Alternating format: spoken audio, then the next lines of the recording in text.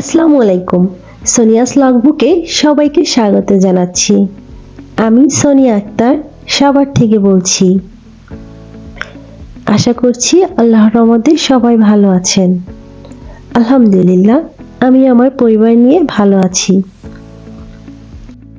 জীবনের আরেকটি নতুন অধ্যায়ে পা দিতে চলেছি। মানে হচ্ছে আমার ছেলেকে মাদ্রাসায় ভর্তি করিয়েছি। তার একাডেমিক জীবনের যাত্রা শুরু। সবাই তার জন্য দোয়া করবেন। আমি এখানে তার ব্যাগটা গুছিয়ে নিয়েছি আর তার স্কুলের টিফিনের জন্য নুডলস রান্না করে নিয়েছিলাম। আর এই যে এটা ওর মাদ্রাসার ড্রেস। তো ওকে এখন রেডি করিয়ে নিব আর সাথে আমিও রেডি হয়ে নিব। এই দিনটির জন্য অনেক দিন অপেক্ষা করে আছি, তবে এই দিনটি এত তাড়াতাড়ি চলে আসবে এখন ভাবতে অবাক লাগছে। তবে যাই হোক, নতুন জীবনে কিন্তু খুব ভালো লাগছে। আমার ছেলের জন্য সবাই দোয়া করবেন। আর মাদ্রাসা থেকে আসার পরে আমি দুপুরের জন্য খাবার তৈরি করে নিচ্ছি। আজকে আমি চিকেন ফ্রাই করব, ফ্রাইড রাইস করব আর চাইনিজ ভেজিটেবলসটা করব। তো এখানে আমি চিকেন নিয়ে নিয়েছি, আদা রসুন, সয়া সস, গোলমরিচের গুঁড়া আর লাল মরিচের গুঁড়া, তারপরে জিরার গুঁড়া, ধনিয়ার গুঁড়া আর লবণ আর একটু টমেটো সস দিয়েছিলাম। এগুলো দিয়ে মাখিয়ে নিয়েছি। এখন আমি এটাকে ম্যারিনেট করে রাখবো। আর মাংসটা যত ম্যারিনেট ভালো হবে ততই কিন্তু এটা খেতে ভালো লাগবে। তো আমি কমপক্ষে ৩-৪ ঘন্টা ম্যারিনেট করব।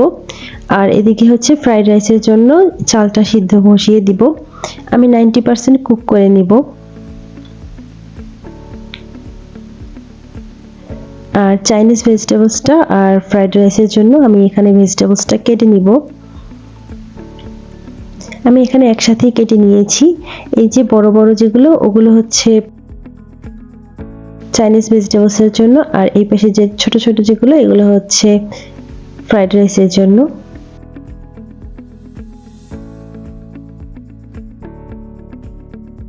আমি এখানে খুব বেশি একটা ঝামেলা করব না, তাই চিকেন স্টকের মধ্যে সরাসরি ভেজিটেবলসগুলো সিদ্ধ দিয়ে দিব।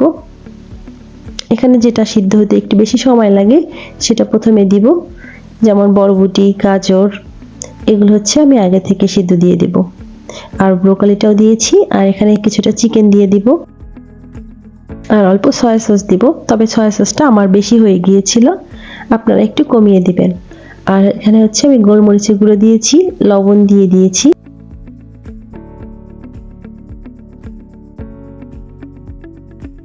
আর কিছুটা কুক হয়ে আসার পরে আমি এরপরে যে সবজিগুলো তাড়াতাড়ি হয়ে যায় ওই সবজিগুলো এখন দিয়ে দিব।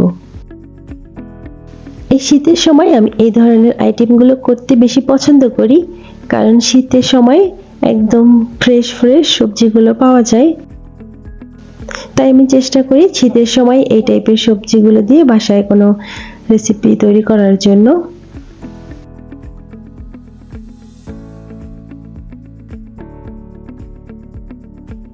আর সবজিগুলো পুরোপুরি সিদ্ধ হয়ে এলে আমি 2 টেবিল চামচ কর্নফ্লাওয়ার 2 টেবিল চামচ পানির সাথে গুলিয়ে এখানে মিশিয়ে দিব। আর 1 টেবিল চামচ লেবুর রস এখানে দিয়ে দিব।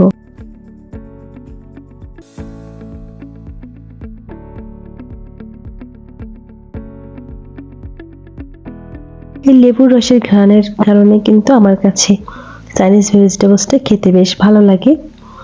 আর আমার এটা রান্না হয়ে গেছে, আমি এটা এখন তুলে রাখবো।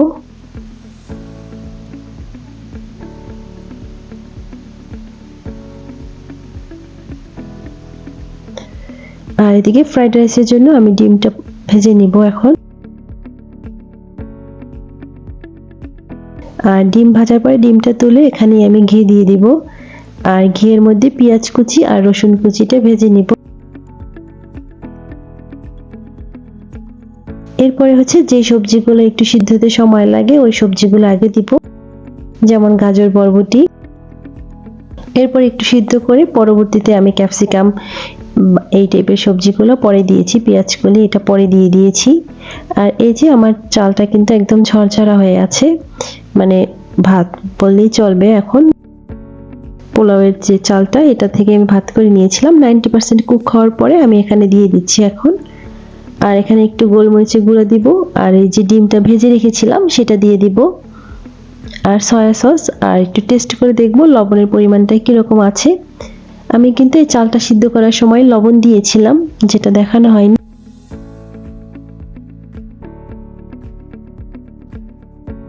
তো আমার ফ্রাইড রাইসটা হয়ে গেছে। এখন হচ্ছে যেই চিকেন ফ্রাইয়ের জন্য যেই চিকেনটা আমি ম্যারিনেট করে রেখেছিলাম, ওটাতে ময়দাটা মেখে একবারে আমি এখন দিয়ে দিব। আমি এটা বেশি কোটিং করিনি, শুধু একবারই একটা কোটিং করেছি, কারণ আমার কাছে ফ্রাইড রাইসের সাথে বেশি কোটিং করা ভালো লাগে না।